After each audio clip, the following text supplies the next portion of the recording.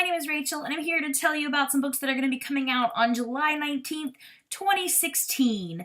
The first one is one that I've seen buzzed about quite a bit, and that is The Woman in Cabin 10 by Ruth Ware. This is an adult thriller, and it follows the story of I believe it's like a reporter or maybe a travel writer who gets to go on this luxury cruise that really doesn't have a lot of people on board. So she's just kind of soaking up this leisurely cruise and really enjoying it, but I guess the weather kind of starts to turn and things start not going as well as they did at the beginning, and she witnesses someone, I believe a woman, being thrown overboard. However, when they do a count of all of the people on the boat, they're not missing anybody. So the boat continues on as if nothing happened despite this woman's protests. From the reviews, it seems like we can kind of count on a little bit of a twist at the ending. A lot of people said they didn't see this coming, and I love that in a thriller, so I have this as an arc, and I'm hoping to read it as soon as possible.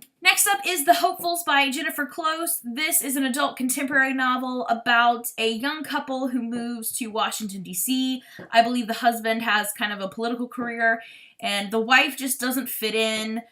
She doesn't fit in with just the D.C. crowd who really worries about political-based things and kind of the social status in DC.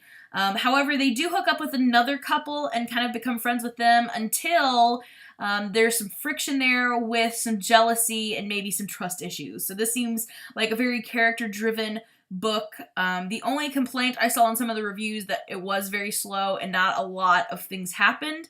But I think that is because it's more character-driven. So I'm excited. I think this is going to be a interesting read.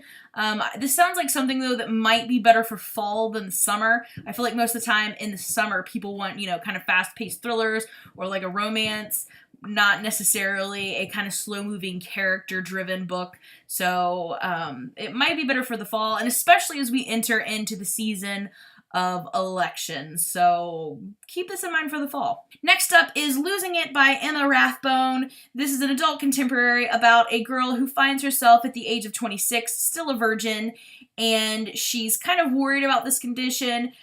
So she decides that she's going to try to be more adventurous, and the only place she really has to go to leave her own life is to go visit her kind of eccentric aunt. However, her aunt at 58 years old relays the fact that she also is still a virgin. So I believe it's just kind of the main character coming to grips with this and trying to identify maybe why this is happening to her, because she doesn't view it as a good thing. She views it as a very bad thing, and what she can maybe do in her life to change it.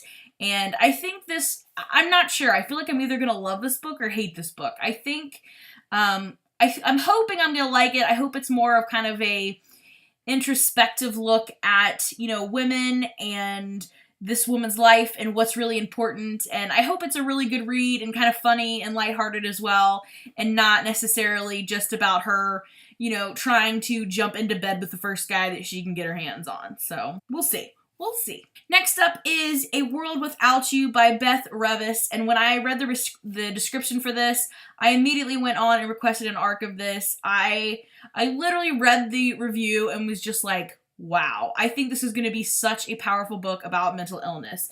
This is a YA contemporary that follows a boy who believes he has the ability to travel back in time. He said when he was younger that he got to witness the Titanic going down, and I think maybe the Civil War battles. So he is sent to a school, a special school for teenagers with superpowers, and he meets there another girl with the superpower of being invisible. And this girl has had a really rough life, especially with loss and depression.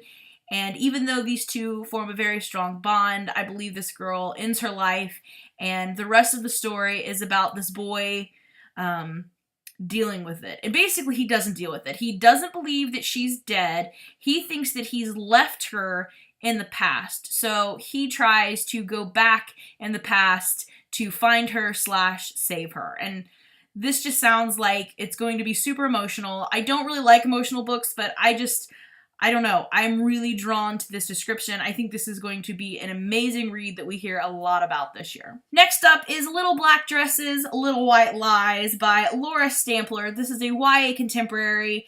And while this doesn't seem, any kind of groundbreaking, it does seem like a really fun book to read over the summer, and I'm excited for this one. This follows the story of a girl who lives in this really rural town, and she's just really bored with it. She wants to go on to bigger and better things, and she ends up landing a job, probably as a summer intern, because I think she's a teenager, with a really popular teen magazine as their relationship writer. And I get the impression that maybe that's what she wants to do for a job when she graduates, is to be a writer.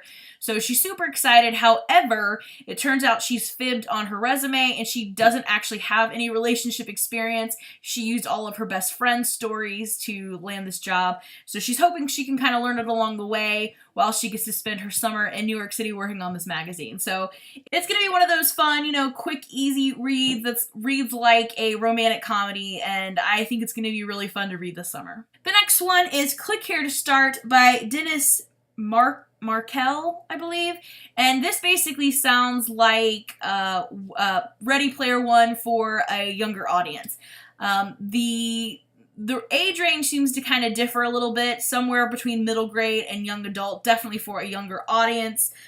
This follows the story of a boy who really spends most of his free time playing these games, and his great uncle passes away and leaves him this kind of treasure, but he set it up in his apartment, just like the game that this boy plays. So he's getting basically to play this game in real life to try to find his great uncle's treasure, which I believe might be actual, gold and coins from World War II. So, it sounds like it's going to be very interesting, and I think students are really going to relate to this. This is possibly a book that I'll be getting for my school library. So those are the books that I am excited for coming out on July 19th, 2016. If you're planning on reading any of these, I'd love to know down below. Also, if you'd like to share any books that you know about coming out on July 19th, list those down below as well. If you like this video, give me a thumbs up, and if you haven't subscribed yet, you can do so to be notified when I post new videos, and you can follow me on all social media at Rachel Fryman.